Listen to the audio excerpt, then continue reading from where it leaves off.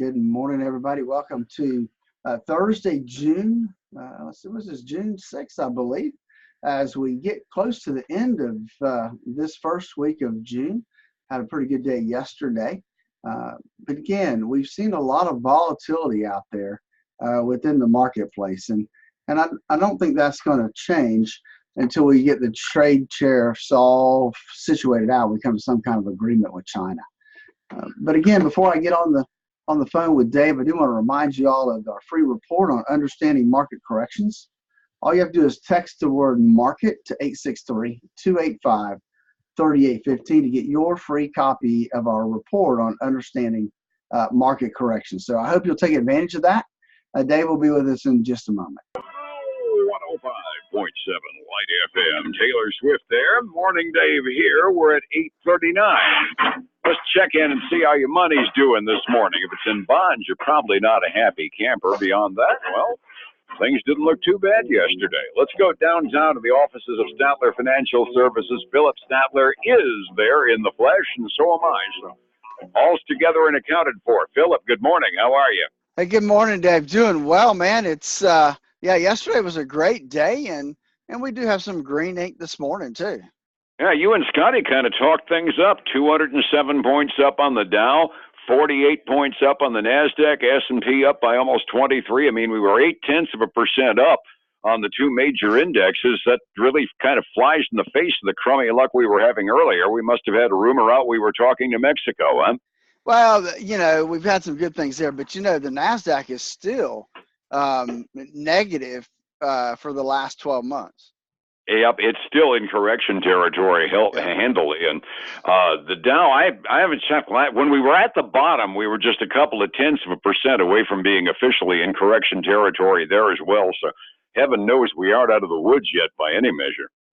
No, we're not. And I think, you and I agree that, going forward, at least until we get through the rest of this quarter and we get to earnings season again, that most everything's going to be driven by the rhetoric that we're going to hear out there on trade and other macro things that are going to affect the markets. Absolutely. And more by rhetoric than actual results because, we say something on Twitter and the stock market swings 300 points. Heaven forbid we actually do anything. Imagine what would happen to the stock market then, right? Exactly. It's just one of those things. It's, you wish that things would just get back to some kind of normalcy. It would be nice. We start the morning out with a couple of macro reports out of the federal government, neither of which probably is going to really surprise anybody much. First-time unemployment claims 218,000. That's flat from last week. And productivity in the last quarter got a little revision downward, but still a solid number, revised from 3.6% increase in productivity down to 3.4%.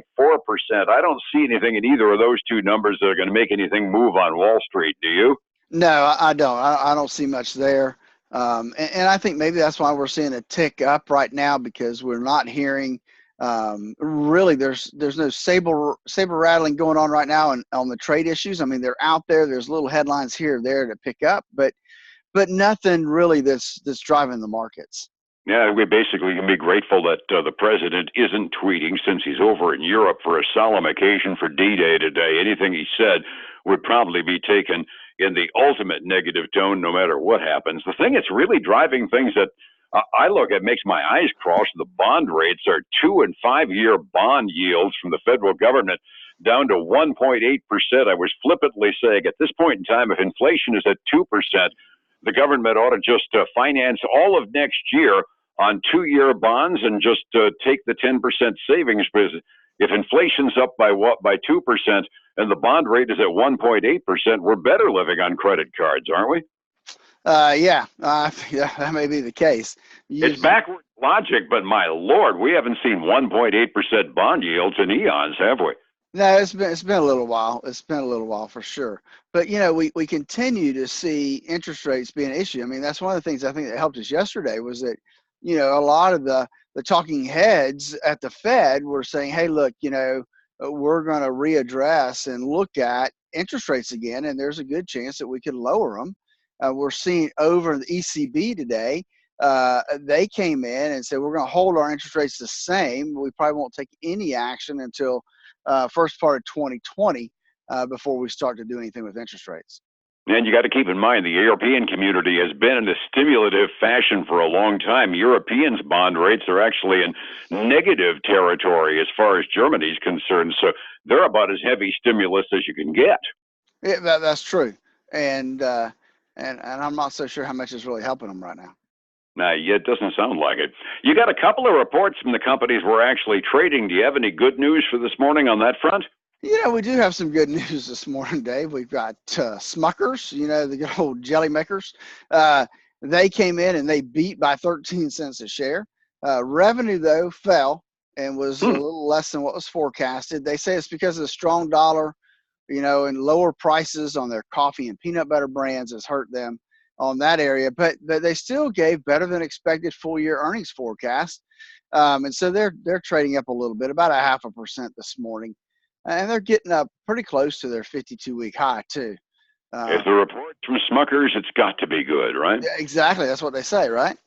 Pretty darn close. I didn't even know they had a peanut butter and coffee line. I think it was jellies and jams, and that's it. Know, exactly.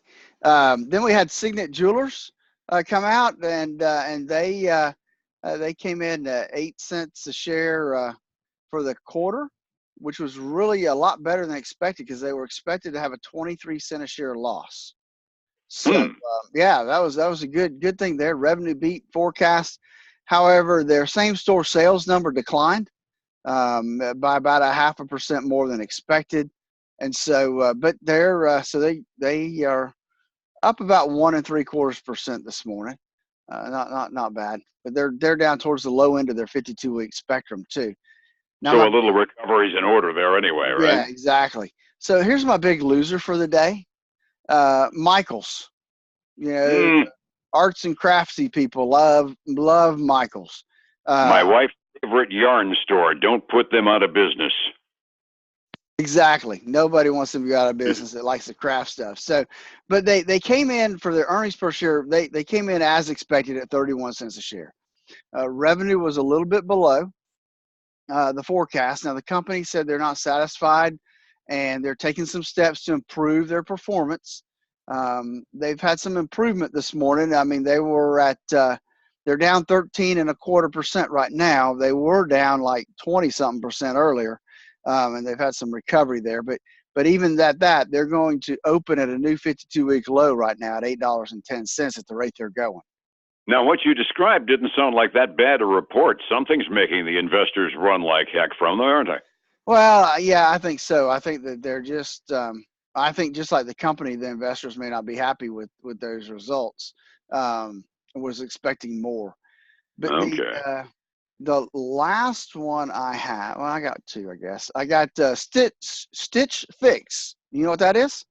Yeah, can you say it 3 times fast? It's hard. That's a cool business plan. They send you clothes to try on and you send back the ones you don't like. Well, they do that, but they also have an app where they will custom design your clothes for you. They have an app. You take a picture of yourself and some measurements, and they make it from scratch. A cure for male color blindness. So they had a profit of 7 cents a share. They were expected to lose 3 cents a share, so that's a 10-cent better than expected on earnings per share. Revenue beat estimates. They're an online styling service. This is their 7th consecutive quarter of 20% or more revenue growth. Cool. They've caught on like wildfire. They're up almost 26% this morning. That's amazing. That was one of those business plans I didn't expect to work, and it actually seems to. Exactly. They've really been able to get some traction. So some good things there. We had Costco and Five Below. They both Five Below beat. They're up 2.8% this morning. Costco didn't have any real number. They only came out and said what their same store sales numbers were, and they were a miss. But they're still trading up this morning by about 1%. All right, we'll take any growth we can get. Setting the table again for the morning. Dow up 207, NASDAQ up 48, S&P up 22 and change yesterday. Everybody well over 0.5% growth. Can we keep that growth rate going this morning, Phillip? How are we doing 45 minutes before the opening? Not quite as good as that this morning at the open day, but we're up about 0.25% across the board. The Dow's up $60. The S&P 500 is up almost $8. The NASDAQ's up 21. Gold and silver are both trading up. Now, silver's probably got the biggest jump today, up 1.1% to $14.95. Still just having a hard time getting over that $15 mark.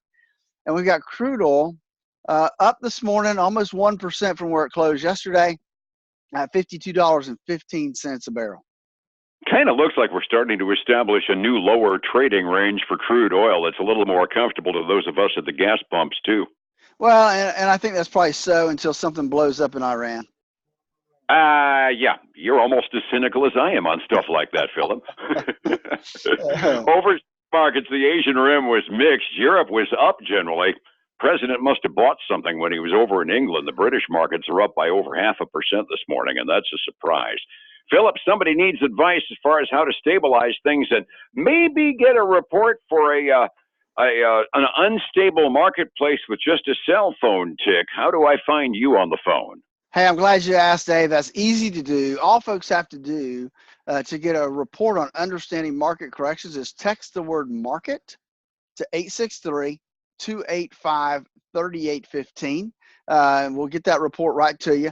And so good times there. Hey, we've seen a lot of volatility. Now is a good time to make sure you don't have too much risk in your current portfolio. To find out, give us a call at 382-0037 to schedule your appointment. And then follow us on Facebook at Statler Financial Services, and then join us every weekend for the Statler Financial Radio Show, noon on Saturdays, 10 a.m. Sunday mornings on News Talk 7:30 a.m. All right, I do appreciate it, and we'll be back tomorrow morning with more here on Light FM. Phillip, thank you so much. I'll catch you. All right, thanks, Dave. I appreciate it. You have a great day. You too, sir. It's 105.7 Light FM and Statler Financial Services, Phillip Statler. Hey, thanks for joining us today. Again, I want to remind you about the free report on market corrections and how to understand them and things you need to do when we see a loss. And all you have to do is text the word market to 863-285-3815 to get your free copy. Hey, again, I want to thank you for joining us today. I hope you got something out of the show, and we will talk to you tomorrow.